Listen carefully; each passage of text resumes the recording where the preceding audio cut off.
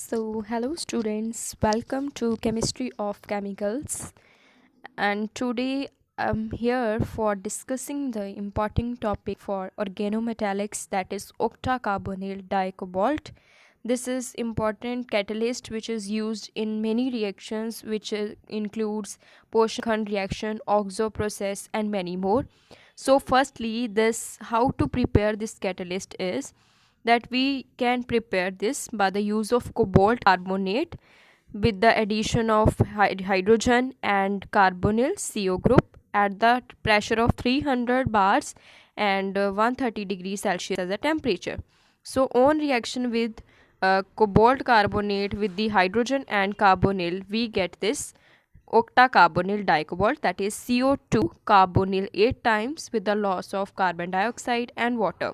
In the first reaction, let's its use is in reduction.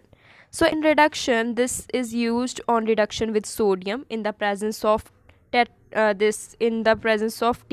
that is tetrahydrofuran.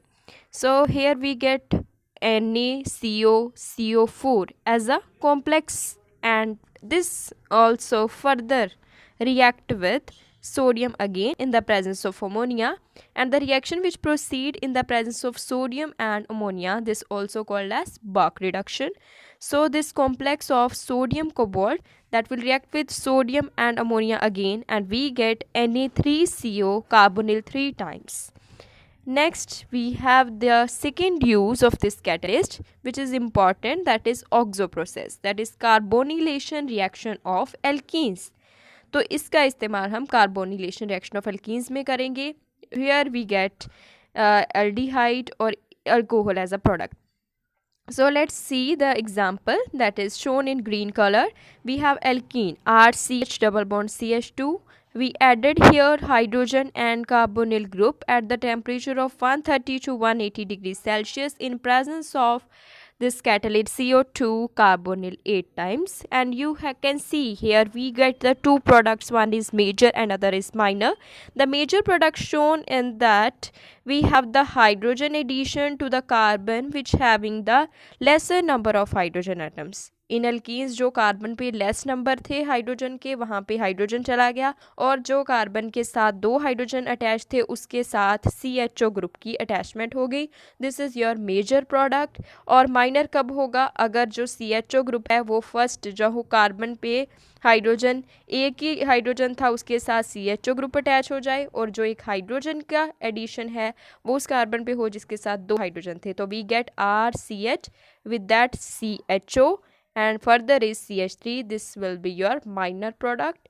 This is also called as oxo process, where we get as aldehyde from alkenes by the addition of hydrogen and carbonyl in presence of this catalyst, that is cobalt twice CO2 CO 8 times.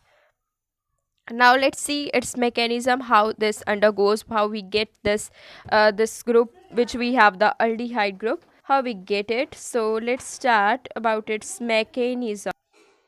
So just see its mechanism, that we have this catalyst cobalt with the 4 carbonyl groups attached with it, and we take one as a hydrogen group, and it is an 18 valence electron species because each carbonyl contributes its 2 electrons and hydrogen contributes its 1 electron, and this cobalt group can that give you the 9 electrons.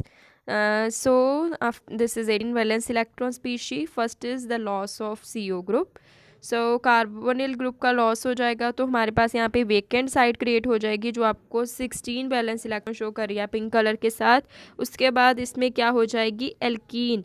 Alkene की क्या हो रही है? यहाँ पे addition हो रही है. जो वेकेंट साइड थी वहाँ पे एल्कीन ग्रुप अटैच हो जाएगा, and again it will going to change into 18 valence electron species. Further हमारे पास जो ग्रुप बन जाएगा कि जो ये एल्कीन थी, ये एल्कीन जो होगी इंसर्ट हो जाएगी. इंसर्ट होने के बाद ये जो ग्रुप बन जाएगा हमारे पास, हाइड्रोजन ग्रुप जो हमारे पास अलग से था वो यहाँ पे एल्कीन में इंसर्ट हो जाएगा. तो ग्रुप बन जाएगा हमारे पास कोबाल्ट है जिसके साथ 3 कार्बोनिल ग्रुप अटैच हैं, और फर्दर उसके साथ जो ये शो किया है लाइन से, that is CH2 with the CH3, because जो हाइड्रोजन थी वो जाके एल्कीन के साथ अटैच हो गई. उसकी इंसर्शन होगी तो ये ग्रुप आ जाएगा। फर्दर CO ग्रुप की एडिशन होगी, CO ग्रुप की अगर एडिशन होगी तो वो कोबाल्ट के साथ जाके अटैच हो जाएगा। अब फर्दर क्या है, यहाँ पे जो CO ग्रुप था जो कोबाल्ट के साथ, अब 4 CO ग्रुप हैं और साथ में CH2 CH3 लगा हुआ है। अब CO ग्रुप की इंसर्शन शो करनी है तो you can see here, let's see about that 16 valence electron जहाँ पे लिखा हुआ है, ये जो 18 वैलेंस इलेक्ट्रॉन था तो यहाँ पे ग्रुप आ जाएगा CO ग्रुप। तो ये CO ग्रुप फर्दर इसके साथ इंसर्ट हो रहा है बीच में, तो ये ग्रुप बन जाएगा हमारे पास CO जिसके साथ 3 कार्बोनिल ग्रुप है। और फर्दर जो तीसरा CO ग्रुप है वो कोबाल्ट और कार्बन के साथ बॉन्डिंग कर रहा है। और ये आपको that is shown then equilibrium, कि हमारे पास इसको हम ऐसे भी लिख सकते हैं, यू कैन ऑल्सो राइट कि जो CO ग्रुप है वो जाके इंसर्ट हो जाए। और इंसर्शन कैसे होगी उसकी कि CO with CO group and then is your alkene, जो हमारे पास थी एल्केन CH2 CH3 वो आ जाएगी और यहाँ पे एक वेकेंट साइट जो होगी वो क्रिएट हो जाएगी। तो you can also remember this 16 valence electron जहाँ पे लिखा हुआ है, आप उसको भी डायरेक्ट लिख सकते हैं। इसके बाद क्या होगा कि जो हाइड्रोजन की एडिशन होगी, जब हाइड्रोजन की एडिशन होगी तो हमारे पास अगेन 2 हाइड्रोजन कोबाल्ट के साथ अटैच हो जाएंगे, 18 वैलेंस इलेक्ट्रॉन आ जाएंगे। और फर्दर क्या है कि कैटालिस्ट क्या हो जाता है, एंड में रिकवर हो जाता है और प्रोडक्ट क्या आना था, अल्डिहाइड। तो cobalt with the loss of this CO3 and hydrogen is one with vacant side, क्योंकि एक CO ग्रुप ये दे देगा एल्कीन को। तो अल्कीन जो था हमारे पास, जो अल्केन यहाँ पे लग रहा है आपको दिख रहा है अल्केन बन गया है, तो वो हमारे पास अल्डिहाइड बन जाएगा। तो अल्डिहाइड प्रोडक्ट मिल गया और साथ में क्या बन गया, ये catalyst. This is about the oxo process mechanism and that is the reaction of alkenes with the CO and hydrogen to get alcohol as a final product. Next is the next use of this. So let's see. The third use of this catalyst is hydrocarboxylation. Hydrocarboxylation, see here we have the alkene. Alkene जो होगी उसमें अगर आप CO group की addition कर रहे हो in the presence of CO2 CO8 times catalyst, तो इसकी फर्दर रिएक्शंस है, अल्कोहल के साथ रिएक्ट कर सकता है, अमोनिया के साथ रिएक्शन देगा, वाटर के साथ देगा, अल्कोहल के साथ देगा।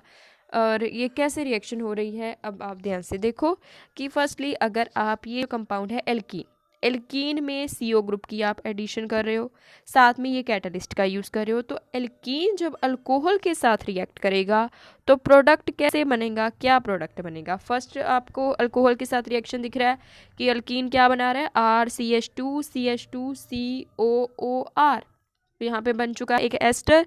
तो एस्टर कैसे बना है कि जो CH एक हाइड्रोजन, अल्कोहल के पास 2 ग्रुप हैं। ROH को आप कैसे समझोगे, ROH का मतलब है कि एक तो आपके पास एल्कोक्सी ग्रुप है OR, तो OR अलग हो जाएगा और H अलग हो जाएगा। जैसे HOH को समझो, वाटर को हम देखेंगे रिएक्शन तो हाइड्रोजन H पॉजिटिव वाटर देगा एक और एक OH नेगेटिव देगा, वैसे ही अल्कोहल में भी OR नेगेटिव एक ग्रुप हो जाएगा और एक H पॉजिटिव हो जाएगा। तो जो एक H है वो जाकर कार्बन के साथ अटैच हो जाएगा तो वहाँ पे CH2 ग्रुप आ जाएगा, और जो एक OR ग्रुप बना था, OR ग्रुप क्या करेगा, एक CO को इंसर्ट कर लेगा तो CH2 CO and that for that we have OR. So this is RCH2 CH2 COOR.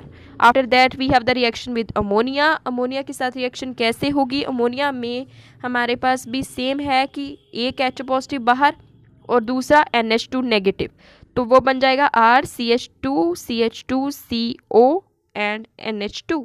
Water के साथ ऑलरेडी मैंने बता दिया है कि H और OH थे, तो एक H कार्बन के साथ अटैच हो जाएगा तो बना देगा CH2, और फर्दर एक जो CH2 है उसके साथ कार्बोनिल एक अटैच हो जाएगा पहले और उसके साथ OH लग जाएगा।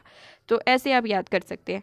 उसके बाद रिएक्शन देखो कि जो एल्की यहाँ पे अमाइड ग्रुप बना था, जो ऊपर अमाइड ग्रुप बना था अमोनिया से, तो वैसे ही अगर कोई मान लीजिए कि एल्कीन है, तो उसमें आप कोई एमाइड ग्रुप वाला ले रहे हो, CH2 double bond CH CH2 NH2, और उसमें आप कार्बोनिल ऐड कर रहे हो, वाटर ऐड कर रहे हो और कैटलिस्ट यही ले रहे हो, तो रिएक्शन में आपको एक रिंग मिल जाएगी, हेट्रोसाइक्लिक रिंग मिल जाएगी।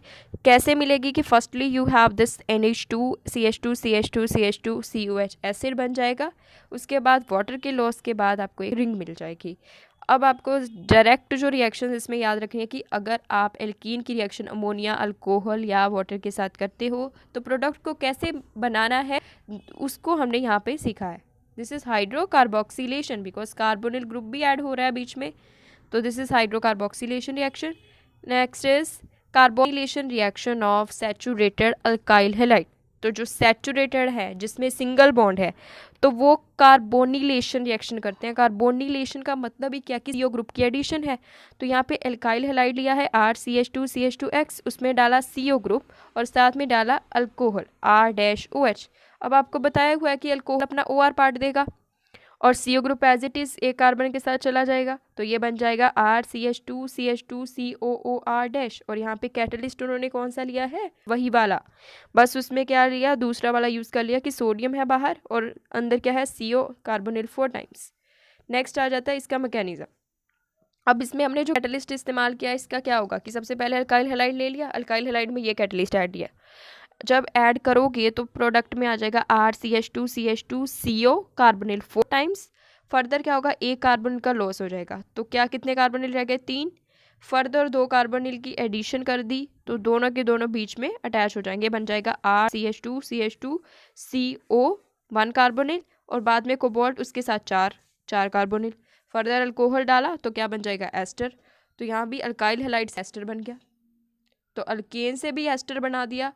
अब अल्काइल हैलाइड से भी एस्टर कैसे बनाना है वो भी पता लग गया कि दोनों यूज़ कर सकते हैं हम यहाँ पे कैटलिस्ट, सोडियम वाला भी कर सकते हैं और सिंपल वाला भी।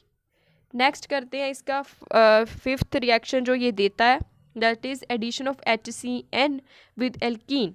हाइड्रोजन साइनाइड की एडिशन जब करनी है एल्कीन के साथ तो hydrogen cyanide does not add to an unreactive double bond के साथ कभी भी इसकी एडिशन नहीं होती, बट आप इसको इम्पॉर्टेंट मार्क कर लो कि हाइड्रोजन साइनाइड एल्कीन के साथ एज इट इज़ एडिशन नहीं देता। ये नहीं है कि H positive CN negative direct alkene के साथ एडिशन दे देगा, बट यहाँ पे जो कैटलिस्ट का इस्तेमाल कर रहे हैं हम, कोबाल्ट ट्वाइस कार्बोनिल 8 टाइम्स, उसकी प्रेजेंस में एडिशन होगा और जो यहाँ पे साइनाइड ग्रुप होगा वो एक कार्बन के साथ अटैच हो जाएगा और दूसरा जो हाइड्रोजन H पॉजिटिव है that will attach to the other carbon. और यू कैन सी दैट यहाँ पे जो हाइड्रोजन है वो उस कार्बन के पास जा रहा है जिसके पास ज़्यादा नंबर हाइड्रोजन है, और साइनाइड उस कार्बन के पास जा रहा है जिसके पास एक ही हाइड्रोजन है, जिसके पास कम हाइड्रोजन है। तो इसको आप मार्कोनिव-कॉफ्स रूल्स भी समझ सकते हैं, एम रूल है ये। तो ये रिएक्शन को आप ध्यान से नोट कीजिए, ये आ सकता है कि कैसे HCN की एडिशन